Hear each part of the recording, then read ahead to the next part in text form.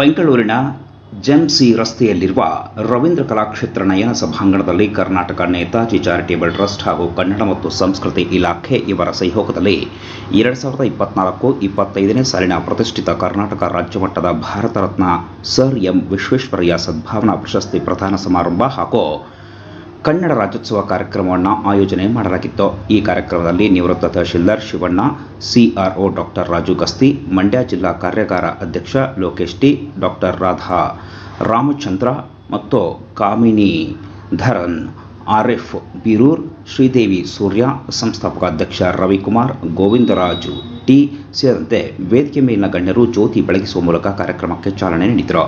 ನಂತರ ವೇದಿಕೆ ಮೇಲಿನ ಗಣ್ಯರು ಕಾರ್ಯಕ್ರಮವನ್ನು ಉದ್ದೇಶಿಸಿ ಮಾತನಾಡಿದರು. ವಿಶೇಷ ಸಾಧಕ ಸಿಆರ್ಒ ಡಾಕ್ಟರ್ ರಾಜು ಗಸ್ತಿ ಸೇರಿದಂತೆ ಅನೇಕ ಸಾಧಕರಿಗೆ ಪ್ರಶಸ್ತಿ ನೀಡಿ ಸನ್ಮಾನಿಸಿ ಗೌರವಿಸಿ ಅಭಿನಂದಿಸಲಾಯಿತು.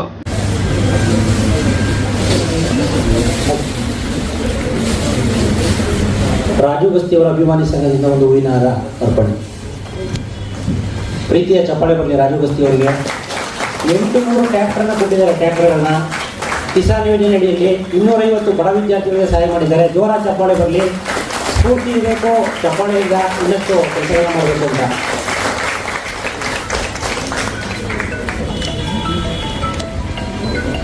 ಶ್ರೀ ಲೋಕೇಶ್ ಟಿಕೆ, ಜಿಲ್ಲಾ ಕಾರಾಗೃಹ ಮತ್ತು ಸುಧಾರಣಾ ಸೇವಾ ಇಲಾಖೆ ಮಂಡ್ಯ.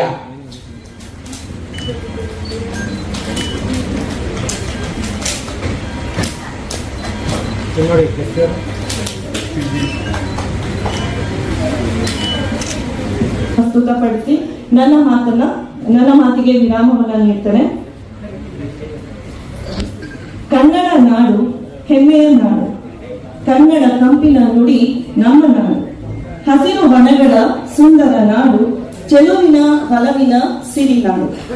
ಬಸವ ಪಂಪರು ಹುಟ್ಟಿದ ನಾಡು, ಅಕ್ಕ ಶರೀಫರ ನೆಲೆ ನಾಡು, ಅಬ್ಬಕ ಟಿಪ್ಪು ಉಳಿಸಿದ ನಾಡು, ಸರ್ ಎಂ ವಿ ವಿಶ್ವೇಶ್ವರಯ್ಯ ಅವರು ಕಟ್ಟಿದ ಕರುನಾಡು, ಕಲೆಯನ್ನು ಶಿಲೆಯಲ್ಲಿ ಬೆಳೆಸಿದ ನಾಡು, ಸಾರಿದೆ ನಮ್ಮಯ ಸಂಸ್ಕೃತಿ ನೋಡು.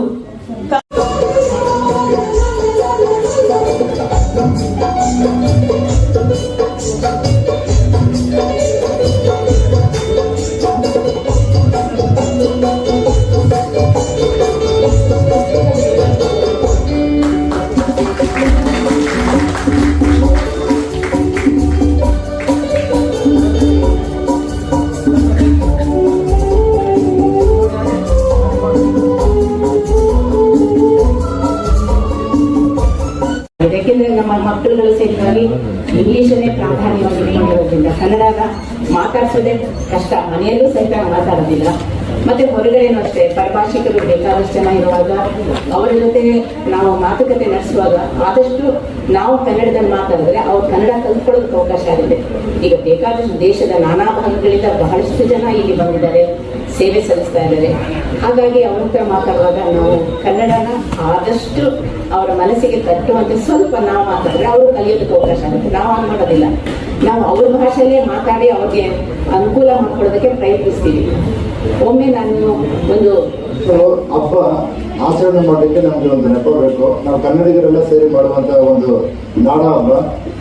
ಈ ಹಬ್ಬದ ದಿನ ನಾವು ಸಾಂಕೇತಿಕವಾಗಿ ನಮ್ಮ ಕನ್ನಡ ತಾಯಿಯ ಭಾಷೆಯ ಹಿನ್ನೆಲೆ ಬಗ್ಗೆ, ಪ್ರಾಮುಖ್ಯತೆ ಬಗ್ಗೆ ಮತ್ತು ನಾವು ಕನ್ನಡಿಗರಾಗಿ ಹುಟ್ಟಿರೋದಕ್ಕೆ ಶ್ರೇಷ್ಠ ಧನ್ಯತಾ ಭಾವನೆಯನ್ನ ತೋರ್ಪಡಿಸ್ಲಿಕ್ಕೆ ಒಂದು ದಿನ, ಆದರೆ ಅದನ್ನು ಆಚರಣೆ ಮಾಡಲಿಕ್ಕೆ ವರ್ಷದ ಪ್ರತಿದಿನನೂ ನಾವು ಆಚರಣೆ ಮಾಡ್ತಾ ಹೋಗ್ಬೇಕು. ಕೇವಲ ಒಂದು ದಿನ ನಾವು ಆಚರಣೆ ಮಾಡಿ ಇವತ್ತಿಗೆ ಮುಗಿಸಿ ನಾಳೆಗೆ ಶಾಲೋನ ತೆಗೆದು ಇಟ್ಟು ಕನ್ನಡದ ಬಗ್ಗೆ ನಾವು ಆ ಶ್ರೇಷ್ಠತೆ ಇಲ್ಲದೆ ಮಾಡುವಂತಹ ಕೆಲಸಗಳಾಗಬಾರ್ದು. ಕರ್ನಾಟಕದಲ್ಲಿ ಏನಂದ್ರೆ ನವೆಂಬರ್ 1 ಅಂದಿದ ತಕ್ಷಣ ಎಲ್ಲೇ ನೋಡಿದ್ರು ಇವತ್ತು ನಾ ಬರ್ಬೇಕಂತ ನೋಡಿದ್ರೆ ಎಲ್ಲಿ ನೋಡಿದ್ರು ಬಾವುಟಗಳಿದಾವೆ. ಮತ್ತೆ ಅದೇ ರೀತಿಯಾಗಿ ನವೆಂಬರ್ 1ಕ್ಕೆ ಮಾತ್ರ ನಮ್ಮ ಕನ್ನಡದ ಪ್ರೀತಿ ಅಭಿಮಾನ ಉಕ್ಕಿ ಹರಿಯುವಂಥದ್ದಲ್ಲ. ನಮ್ಮ ಕೊನೆಯ ಉಸಿರು ಇರುವವರೆಗೂ ನಮ್ಮ ಕನ್ನಡ ನಮ್ಮ ಉಸಿರಾಗಿರ್ಬೇಕು ಅಂತ ನಾನು ಬಯಸ್ತೇನೆ.